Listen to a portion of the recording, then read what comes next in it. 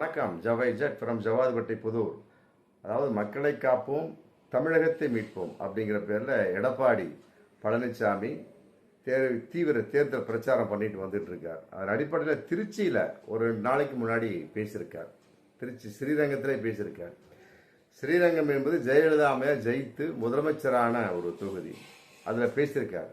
இந்த இடத்துல தான் ஜெயலலிதா அம்மையார் ஜெயிச்சாங்க, ஜெயிச்சு முதல்வர் ஆனாங்க அப்படின்னு ரொம்ப தூக்கலாக பேசிட்டு டக்குன்னு அவரை இறக்கும் வண்ணமாக, அதாவது மருத்துவ கல்லூரிகள்லாம் ஏற்பாடு பண்ணினார். ஆனால் மத்திய அரசுடைய நிதியை அவர் கேட்கல.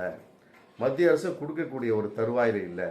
நம்ம மாநில அரசு நிதியை வச்சு மருத்துவ கல்லூரி சம்பந்தப்பட்ட எல்லா ஏற்பாடும் ஜெயலலிதா அம்மா பண்ணாங்க அப்படின்னு போட்டு சொல்லிட்டு, ஆனால் நான் அப்படி இல்லை அப்படின்னு போட்டு ஒரு போடு போட்டார். அதாவது நான் அப்படி இல்லை, 4.5 வருஷம் ஆட்சி செஞ்சாலுமே கூட மற்றபடி மருத்துவ கல்லூரி எல்லாமே மத்திய அரசோடு இணைந்து ஒன்றி செயல்பட்டு அவங்க நிதியிலே நான் எல்லா மருத்துவக்கள் நான் கொண்டு வந்தேன், இது என்னுடைய தனித்திறமை அப்படின்னு பேசியிருக்கிறார். அந்த பேச்சு இன்னைக்கு மிகப்பெரிய ஒரு வைரலாக போயிட்டு இருக்கு, மிகப்பெரிய சர்ச்சைக்குரிய விஷயமா போயிட்டு இருக்கு. என்னடா அது, முதல்ல சசிகலாவை ஒதுக்குனாரு, அடுத்து ஓபிஎஸ் ஒதுக்குனாரு, அடுத்து டிடிவி ஒதுக்குனாரு, இப்போ சமீபத்தில் செங்கோட்டைன்னு ஒதுக்கி வச்சுட்டாரு, இப்போ அடுத்து ஜெயலலிதாவா அப்படிங்கிற மிகப்பெரிய ஒரு கேள்வி இன்னைக்கு போயிட்டு. பொதுவாக அதாவது நம்பிக்கை துரோகம் அப்படிங்கிற ஒரு ஆயுதத்தை எடுத்த அந்த எடப்பாடிக்கு எல்லாமே யாருடைய முகமும் சர்வ சாதாரணமாக தெரியும். பொதுவாக இந்த பிரச்சாரத்தில் ஏகப்பட்ட பிரச்சனையாக தான் அவர் பேசிட்டு வந்துட்டு இருக்கு. அதே மாதிரி ஆரம்பத்திலேயே இந்து சமய அந்த துறை சம்பந்தப்பட்ட காசை திமுக அரசு கல்லூரியில் கட்டி கொண்டிருக்கிறது அப்படின்னு சொல்லிட்டு அது ஒரு போடு போட்டால் அது மிகப்பெரிய ஒரு போராட்டத்தில் முடிஞ்சுது.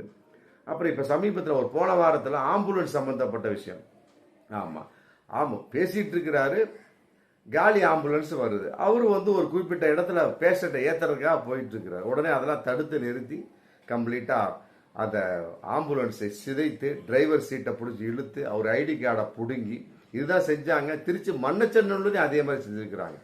ஆமாம், அதிமுக அப்படிங்கிறப்ப பிரச்சனைக்கு மேலே பிரச்சனை இன்னைக்கு போயிட்டு இருக்கு. அதன் அடிப்படையில் அதிமுக தொண்டர்கள் எடப்பாடி மேலே மிகப்பெரிய ஒரு அதிருப்தியாக இருந்து கொண்டிருக்கிறாள் அப்படிங்கிறது ரொம்ப கூர்ந்து கவனிக்கப்பட வேண்டிய விஷயம். இது அப்படியே போயிட்டு இருந்தது அப்படின்னா அப்புறம் பாஜகவும் இவங்களை நம்பி கூட்டு வச்சுட்டாங்க, எவ்வாறு ஜெயிப்பார்கள் அப்படிங்கிற மிகப்பெரிய ஒரு கேள்வி இருக்கு இல்லையா?